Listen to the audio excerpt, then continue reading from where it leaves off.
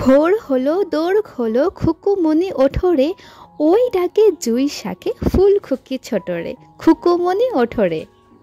রবি মামা দেয় হামা, গায়ে রাঙা জামা ওই, দারোয়ান গায়ে গান শোনে ওই হামা হই।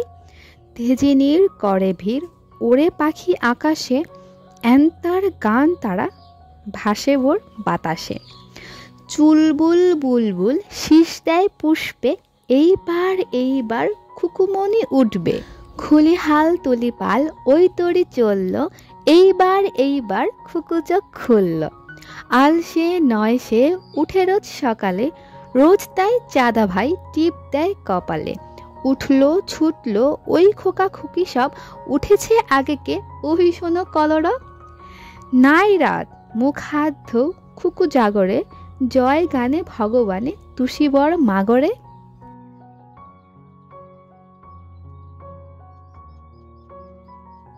আসসালামু আলাইকুম ওয়া রাহমাতুল্লাহি ওয়া বারাকাতুহু।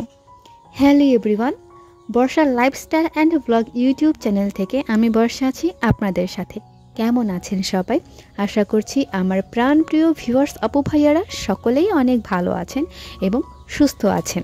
আজকে আমি আমার মুরগির খামারের কাজগুলো করছি। আপনাদের ভাই একটু বিশেষ কারণে বাড়ির বাইরে গেছেন, যার কারণে আমার দায়িত্ব পড়ে গিয়েছে এই কাজগুলো করার, এবং আমি খুব চেষ্টা করছি আমার সর্বোচ্চটা দিয়ে ভালো করার জন্য। তো এইটা যে দেখতে পাচ্ছেন, এটা হচ্ছে আমাদের যে মুরগির বাচ্চা আছে সেই মুরগির বাচ্চার খাদ্য দেওয়ার বড় একটা ট্রে। এটা সুন্দর করে পরিষ্কার করে নিয়ে তারপরে বাচ্চাদের খেতে দিতে হবে, তা না হলে কিন্তু দেখা যাবে যে বাচ্চাদের ফুড পয়জনিং হচ্ছে।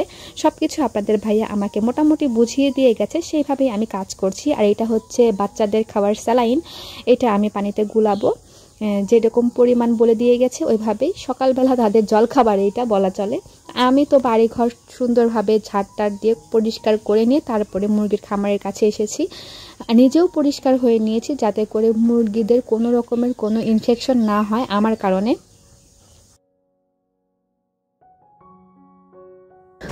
কথা বলতে বলতে আমি কিন্তু স্যালাইনটা গুলিয়ে নিয়েছি। এখন এই স্যালাইনটা এই বোতলের মধ্যে দিয়ে দেব, এবং খুবই সাবধানে কাজগুলো করতে হচ্ছে আমাকে যাতে করে কোনো সমস্যা না হয়। আর আমাদের মুরগির বাচ্চাগুলো এতটাই পাজি যে মুরগির ওই খাঁচাগুলো খুলে ফেললে সব একদম বাইরে বের হয়ে আসে এবং তাদের সহজে ধরা যায় না, পাকড়াও করতে হয় খুব।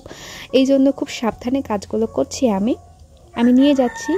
দেখেন নিচে যার যার খাবার আলাদা আলাদা করে দেওয়া আছে, আমি সেইখানেই আলাদা আলাদা করে খাবারগুলো দেব। আর যে পাতিলে দেখতে পাচ্ছেন এইগুলো হচ্ছে ছোট্ট বাচ্চাদের খাবার, খুবই ছোট্ট ছোট্ট দানা। এগুলোর নাম আমি ঠিক মতো বলতেও পারি না। এই যে পর্দার আড়ালে আমি ঢুকে গেলাম, এইখানে হচ্ছে ছোট্ট বাচ্চারা। আর আমার হাতের ডান দিকে যে আছে মুরগির বাচ্চাগুলো নাড়াচাড়া করছে, ওইগুলো হচ্ছে একটু বড় ওগুলা। আর এইগুলা যে দেখতে পাচ্ছেন এই পাশে দুইটা খাঁচা, এইগুলা হচ্ছে এই বাচ্চাদের বাবা আর মা সবাই এইখানে আছে। ওইখানে নিচে যে অংশটা দেখতে পাচ্ছেন, দেখেন আমি কিভাবে মাথা দিচ্ছি যাতে করে কোনোভাবেই ওনারা বাইরে বের হয়ে না আসতে পারে।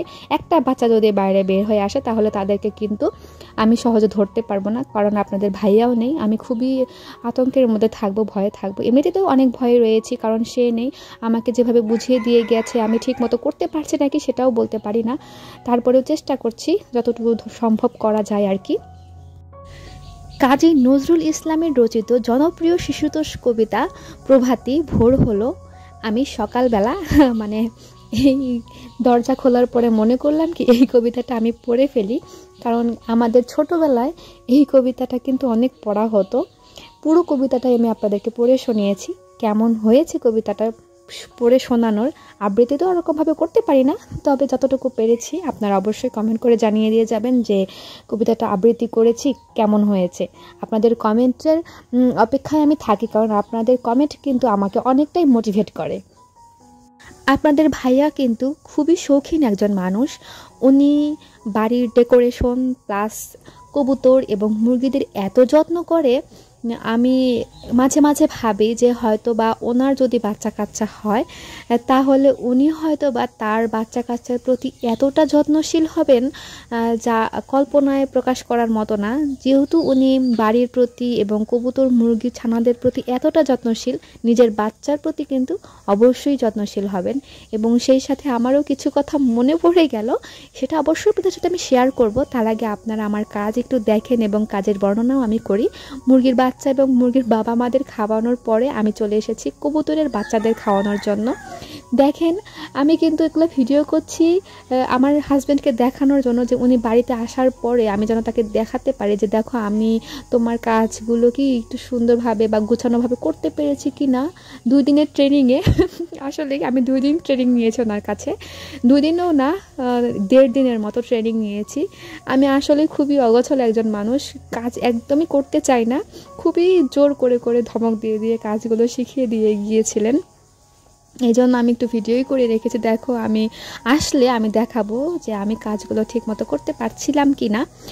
আর এইটা হচ্ছে কবুতরের বাবা মা, এনাদেরকে খাবার দিলাম, দিয়ে লাগিয়ে দিলাম এবং সবাইকে কিন্তু পানি দিয়েছি, কারণ খাবার পরে সবাই পানি খাবে, পানিটাও দিয়ে দিয়েছি। এখন চলেন আমি আপনাদের সাথে শেয়ার করি যে আসলে আমার এই কবুতরের বাচ্চা কাচ্চা, কবুতর এবং মুরগির বাচ্চা কাচ্চা মুরগিদের খাওয়ানোর সময় আমার কি কথাটা মনে পড়ে গেছে। ওই পাশের কাজটা তো আমি শেষ করেই ফেললাম, এখন এসেছি বাড়ির ভেতরে। বাড়ির ভেতরেও কিন্তু আমরা মুরগি রাখছি, কারণ আমাদের তো 3টা ধাপে বাচ্চা কাচ্চাগুলা বড় হয়ে আছে। তো এইটা কিন্তু প্রথম যে আমরা ইনকিউবেটরে ডিম ফুটিয়েছিলাম সেই বাচ্চাগুলো, এগুলা একটু বড় হয়ে গিয়েছে, এই জন্য এখানে রাখা হয়েছে। কয়েকদিনের মধ্যে এগুলাকে সেল করে দেব। আর একসাথে সব বাচ্চাগুলো রাখলে দেখা যায় যে খুবই প্রচণ্ড মারামারি করে, এই জন্য আর কি এইভাবে আলাদা করে রাখা। তো যেটা বলছিলাম যে আমি মা হতে চাই, কিন্তু সন্তান সন্তান করে মাথা খারাপ করে ফেলা মা আমি হতে চাই না।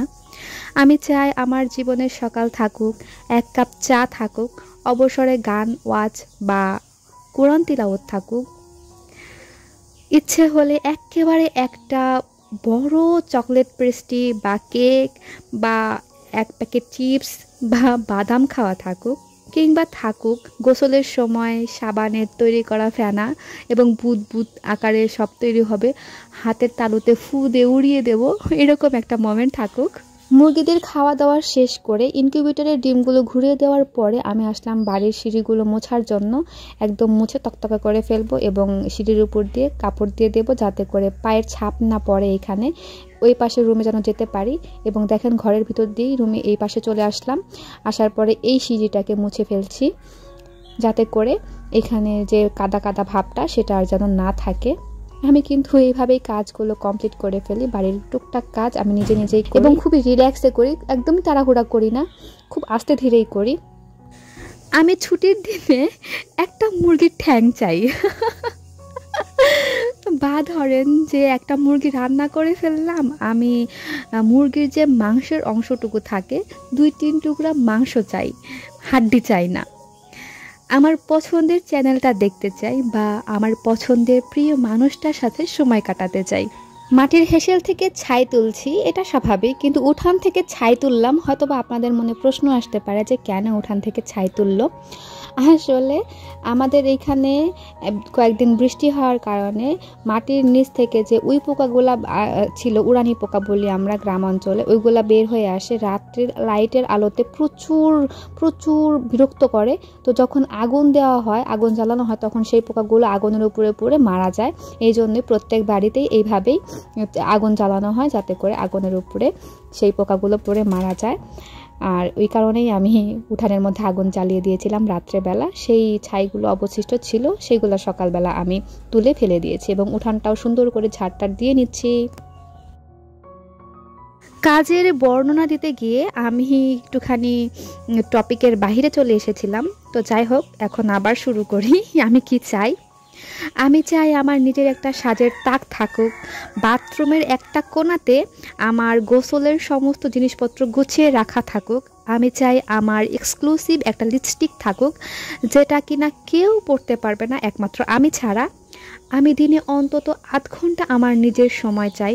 আমি চাই আমার খাবার একটা আলাদা থালা থাকুক, পরিষ্কার থালা, যেখানে কারো উচ্ছিষ্ট আমি খাবো না। তার জন্য বাড়িতে ডাস্টবিন তো আছেই। আমি বয়স হলেও মেরুন রং পরতে চাই, লাল টকটকে লিপস্টিক লাগাতে চাই। তোমায় মানাবে না, এই কথাটা আমি শুনতে চাই না। যেদিন আমাকে কেউ বলবে তোমায় মানাবে না, সেদিন হয়তো আমি বন্ধ করে দিতে চাইবো। তবে ভিতর থেকে কখনোই আমি চাইবো না যে আমি মার্জিত কিছু পরি। আমি টকটকে জিনিস পরতে চাই যাতে আমাকে অনেক ইয়াঙ্গার লাগে। আমি চাই আমার একটা দিন থাকুক যেদিন দোকানে যাওয়া হবে কেবল আমার জামা কিনতে। রেস্টুরেন্টে অর্ডার দেওয়ার আগে সবসময় জিজ্ঞেস করতে হবে আমাকে যে আমার পছন্দের খাবার কোনটা। আমার পছন্দের জায়গায় ঘুরতে যাওয়া হবে বা আমার কথা শোনার জন্য আমার স্বামীর দিনে অন্তত ৮ ঘন্টা বরাদ্দ থাকতে হবে। সুযোগ এলে বরের সাথে ওয়ার্ল্ড ট্যুর করতে চাই। থাক না কদিন সংসার অগোছালো, ফুরিয়ে যাক বাজার, ছেলে বা মেয়ে কদিন ডাল ভাত বা ম্যাগি খেয়ে থাকুক, তবুও বেরিয়ে পড়তে চাই। ছোট্ট ওই ঝাঁটাটা দিয়ে আমি ঘাসের উপরে সেই পাতাগুলো পরিষ্কার করছি।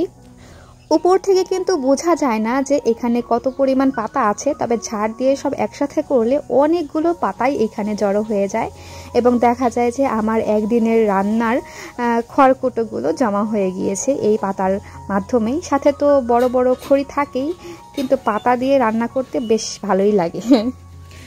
আমি মা হতে চাই, কিন্তু এমন মা হতে চাই না যেন সন্তানের প্রতি এতটাই টান থাকবে যে তাকে তার বউয়ের সাথে দেখলে আমার বুক জ্বলে যাবে। এখানে যে ঘাস দেখতে পাচ্ছেন, এই ঘাসগুলো কিন্তু আমি কাঁচি দিয়ে কেটে ছাঁটাই বাছাই করে ফেলে দিচ্ছি, কারণ অনেক বড় বড় ঘাস হয়ে গিয়েছিল। এই ঘাসগুলো না কেটে দিলে একটা শেপ চলে আসতো না, একদম বাজে দেখাতো উঠান ঘর, এই জন্য। আর এখানে যে আমার সুন্দর বাগান দেখতে পাচ্ছেন, এই বাগানটাকেও আমি একটু ছেটে ছেটে দেবো, কারণ অগোছালো অনেক আগাছা বের হয়ে আসছে এবং খুবই ঘন দেখা যায়, দেখতেও খুব বাজে লাগে। এগুলো সব একটু গুছিয়ে নেব আমি। আমি মা হতে চাই, কিন্তু তার চেয়েও আমি সবার আগে যেটা চাই সেটা হচ্ছে একটা সুখী মানুষ হতে। জীবনে সন্তানের জন্য সব কিছু বিলিয়ে দেউলিয়া হওয়ার পর বড় হয়ে সন্তানের কাছে এই কথা শুনতে হবে যে কি করেছো আমার জন্য, এইটা শোনার মতো সহ্য শক্তি আমার নেই। তার চেয়ে বরং আমি চেষ্টা করব খুব ভালো থাকতে, তাহলেই হয়তো আমার সন্তান বুঝবে মাও মানুষ, মায়েরও খিদে পায়, ঘুম পায়, কান্না পায়, ইচ্ছে পায়। জীবনের সমস্ত কিছু ত্যাগ করে শেষ বয়সের সন্তানের অবহেলা কুড়ানোর চেয়ে সবটা চেটে পুটে উপভোগ করে স্বার্থপর মা হয়ে থাকতে আমি রাজি আছি। আমি জানি না ভিডিওর এই পর্যন্ত বা এই পর্যায়ে কোন কোন আপু ভাইয়ারা এসেছেন এবং আমার কথাগুলো শুনেছেন। যতটুকুই শুনে থাকুন না কেন, ছেলেরা হয়তো বা এইটাকে একটুখানি অন্যরকম দৃষ্টিতে দেখবেন, তবে আমাদের মহিলারা যারা আছেন, আপুরা যারা আছেন, তারা কিন্তু অবশ্যই আমার কথাগুলোর গুরুত্ব বুঝবেন। কেন আমি এই কথাগুলো বলছি, যদিও আমি এখনও মা হইনি, মা হতে চাই, এবং এই জন্যই আমি এই কথাগুলো বলছি যে স্বার্থপর মা হব আমি। আমি কখনোই আমার সন্তানকে অতটা ভালোবাসবো না, আমি বাঁচতে চাইও না, আমি নিজেকে ভালোবাসতে চাই। ঘরে টুকটাক কাজ করতে করতেই দেখেন জোহরের আজান পড়ে গেল। আমার বাগানের কাজ এখনো শেষই হলো না। আপনারা হয়তো বা অনেকেই অনন্যা নাটকটা দেখেছেন, যেখানে মেহজাবিন অভিনয় করেছে তার বাচ্চা নিয়ে, সংসার নিয়ে, কর্মক্ষেত্র নিয়ে। ওইখানে মেহজাবিন একটা কথা বলেছিল, আমার অতটা খেয়াল নেই, তবে এটা বুঝতে পেরেছি যে বাচ্চা মাকে কত কত বয়স পর্যন্ত বাচ্চা মাকে প্রয়োজন পড়ে। ধরেন একটা বাচ্চার বয়স 2 থেকে 3 বছর, তারপরে কিন্তু বাচ্চা একা একাই হাঁটতে পারে, খেতে পারে, মাকে কিন্তু আর অতটা প্রয়োজন হয় না। ওই যে বাচ্চা জন্ম দেওয়ার পরে 2, 3, 4 বছর মাকে প্রয়োজন হয়। মা ওইটুকু সময় যে বাচ্চার পেছনে সময়টা ব্যয় করে নিজের ইচ্ছাগুলোকে বিলীন করে দেয়, তারপরে কিন্তু আর বাচ্চার অতটা প্রয়োজন হয় না মাকে, নিজে নিজেই সব কিছু করতে পারে। এবং 18 বছর বয়সে তো বাচ্চা সব কিছুই করতে পারে, সে তো অ্যাডাল্ট হয়ে যায়, সে এমন মা বাবাকে তোয়াক্কাই করে না। তো ছেলে মেয়ের জন্য নিজের ইচ্ছাগুলোকে বিলীন করে দেওয়ার কি মানে হয় বলেন? অবশ্য আমার কথাগুলো হয়তো বা আপনারা ভুল ধরতে পারেন বা ভুল হতে পারে, তবে আমার দিক থেকে, আমার লজিক থেকে আমি মনে করি যে আসলে বাচ্চা কাচ্চাকে এতটা ভালোবাসা ঠিক হবে না। আমি নিজেকেই ভালোবাসতে চাই। আর আমি ডিমটাও তুলে নিয়েছি। আর সেই সাথে আরেকটা হ্যাপি মোমেন্ট হচ্ছে, আমাদের আজকে অ্যানিভার্সারি ছিল। আপনাদের ভাইয়া যেহেতু দূরে ছিল, আমাকে কোনোভাবেই সে উইশ করতে চাচ্ছিল না, কিন্তু দেখেন সে কিন্তু এই গিফটটা রকমারি.com থেকে নিয়ে এসেছে। আর যেহেতু আমি বই পড়তে খুব পছন্দ করি, এজন্য আমাকে এটা পাঠিয়ে দিয়েছে। এটা কিন্তু আমাদের অ্যানিভার্সারির গিফট। এবার কিন্তু আমি কোনো রকমের অ্যানিভার্সারি পালন করিনি। আমি খুবই রাগী ছিলাম, কারণ সে কোনোভাবেই মনে রাখতে পারে না আমাদের অ্যানিভার্সারির কথা, এই জন্য। তবে বইটা হাতে পেয়ে অনেকটাই ভালো লাগছিল, কারণ এটা আমাদের দুইজনের জন্যই অনেকটা উপকারী একটা বই। দুইজনে যদি একসাথে বসে পড়ি, হয়তোবা আমাদের দুজনের লাইফটাকে আমরা কোনো রকম, বলতে গেলে মোটামুটি আমরা দুজনের লাইফে হ্যাপি থাকতে পারবো, লাইফটাকে সুন্দর করে গুছিয়ে নিতে পারবো। এই জন্য আমাদের এই বইটা খুবই দরকার ছিল। বইটা পড়ে কতটুকু অভিজ্ঞতা আমি অর্জন করতে পারি বা কতটুকু আমাদের বাস্তব জীবনে কাজে লাগে, সেটা অবশ্যই আপনাদের সাথে শেয়ার করব। আর আমার বাগানটাও দেখেন কত সুন্দর করে গুছিয়ে নিয়েছি, রোদ্রের আলো পড়ে একদম সুন্দর ঝকঝকে তকতকে দেখাচ্ছে। আর আমারও কিন্তু অনেক ভালো লাগছে। এবং সেই সাথে আজকের মতো আপনাদের সাথে আমি বিদায় নেব, কারণ অনেকটাই বড় হয়ে গেছে ভিডিও, এবং আমার কাজকর্ম করতে করতে আমিও এখন খুবই ক্লান্ত। দেখেন আমি কিন্তু মুরগির ডিমগুলো তুলে ফেলছি, দুপুরের পরেই ডিমগুলো তোলা হয়। অনেক সুন্দর সুন্দর কিউট ডিমগুলো তুলে নিয়ে আমি বিদায় নেব আপনাদের সাথে। দেখা হবে নতুন কোনো ভ্লগ ভিডিওতে। ততদিন পর্যন্ত ভালো থাকবেন, সুস্থ থাকবেন। আল্লাহ হাফিজ।